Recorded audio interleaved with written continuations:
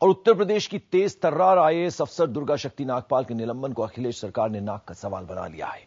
Samajwadi party ने कल साफ कहा कि तबादला और निलंबन मुख्यमंत्री का विशेषाधिकार है, लेकिन एक पुलिस अधिकारी ने यह कहकर सरकार की मुसीबत बढ़ा दी कि धर्मस्थल की दीवार गिरने से सांप्रदायिक तनाव फैलने की कोई खबर ही नहीं थी।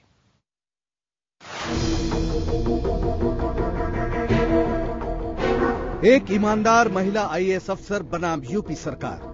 इस जंग में कूद पड़े हैं सियासी दल, सामाजिक संगठन, नौकरशाह और मीडिया। मुद्दा बन गया है तेज तर्रार आईएएस अफसर दुर्गा शक्ति नागपाल का निलंबन। लेकिन यूपी सरकार ने इस कार्रवाई को नाक का सवाल बना लिया है। बकौल सरकार दुर्गा ने एक धार्मिक स्थल की दीवार गिरवा दी। सांप्रदायिक तनाव फैल सकता था, इसी के चलते उन्हें निलंबित किया गया। लेकिन जरा सुनिए नोएडा के उस थाना प्रभारी का बयान जो दीवार गिराने की कार्रवाई के दौरान दुर्गा शक्ति नागपाल की टीम में था। जाहिर है कैमरे पर उसने कुछ नहीं कहा, लेकिन IBN 7 से फोन पर बातचीत में उसने साफ इशारा किया कि हुआ क्या था। जो भी है वो मैं हमारे उच्चाधिकारीगण ही बताएंगे, उन्हें सारी स्थिति पता है। और अब ऐसा कोई मीडिया के भी भाई बहन ऐसा कोई नहीं है बहन भाई जिनको सब बात पता ना हो। ऐसे में सवाल उठता है कि क्या यूपी सरकार झूठ बोल रही है? अगर दीवार गिराए जाने से तनाव फैला तो थाने की GD में ये दर्ज क्यों नहीं हुआ? फिर निलंबन केवल दुर्गा नागपाल का क्यों हुआ? कार्रवाई में शामिल एडिशनल SP, CO और थाना प्रभारी क्यों बख्श दिए गए? नोएडा के DM के खिलाफ कार्रवाई क्यों नहीं की गई? ऐसे में इस आरोप में दम लगता है कि कार्रवाई खनन माफिया के कहने पर हुई, जिसके लिए दुर्गा शक्ति मुसीबत बन चुकी थी। लेकिन समाजवादी पार्टी जिस तरह से निलंबन को सही ठहरा रही है, उससे साफ लगता है कि सरकार कदम पीछे खींचने को तैयार नहीं। विपक्षी दल तो सब ये असंवैधानिक काम कर रहे हैं, लोकतांत्रिक काम कर रहे हैं। जनता के हितों से इनका कोई संबंध नहीं है। दुर्गा शक्ति नागपाल मंगलवार को लखनऊ पहुंची। एयरपोर्ट पर मीडिया के सवालों से बचती वो बाहर निकल गई। माना जा रहा है कि दुर्गा मुख्य सचिव से मुलाकात करेंगी। उनकी मुख्यमंत्री से भी मुलाकात कराए जाने की चर्चा है। कोई कहता है कि दुर्गा नहीं थी लिहाजा ऐसा हुआ, तो किसी का मानना है कि दुर्गा के तेवर आने वाले दिनों में भी नहीं बदलेंगे। ये कयास इसलिए भी लग रहे हैं क्योंकि पिछले कई दशकों के दौरान यूपी की जनता ने नौकरशाहों का भ्रष्टाचार और उनकी चापलूसी तो देखी है, लेकिन उंगलियों पर गिनकर ऐसे 10 अफसर भी नहीं देखे जिनमें दुर्गा जैसी हिम्मत हो।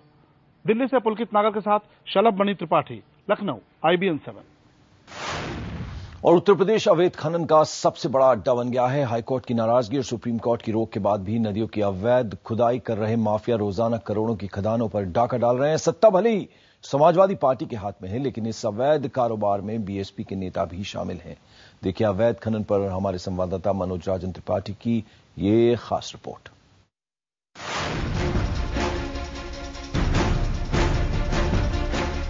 ये देखिए नदियों में खनन माफिया भारी भरकम मशीनों से कैसे मोरंग और बालू पर डकैती डाल रहे हैं। ट्रकों की लंबी कतारें, 1, 2 या 100 नहीं, रोज हजारों ट्रकों से इसी तरह मिट्टी ही नहीं राजस्व की भी चोरी की जाती है। नेताओं का इस लूट पे कितना हाथ है, इसका अंदाजा आप इस बात से ही लगा सकते हैं कि सहारनपुर, बागपत और नोएडा में अवैध खनन का अगुवा एक BSP MLC है। हमीरपुर, महोबा, बांदा, चित्रकूट और जालौन में पूर्व खनन मंत्री बाबू सिंह कुशवाहा के 3 पार्टनर खनन करवाते हैं। झांसी, उरई, उन्नाव, सोनभद्र और मिर्जापुर में समाजवादी पार्टी के 3 विधायकों के संरक्षण में अवैध खनन चल रहा है। खनन माफिया की ताकत इस बात से भी जाहिर होती है कि उन्होंने अवैध खनन के खिलाफ कार्रवाई करने पर इलाहाबाद के कमिश्नर हिमांशु कुमार को एक ही दिन में कुर्सी से हटवा दिया।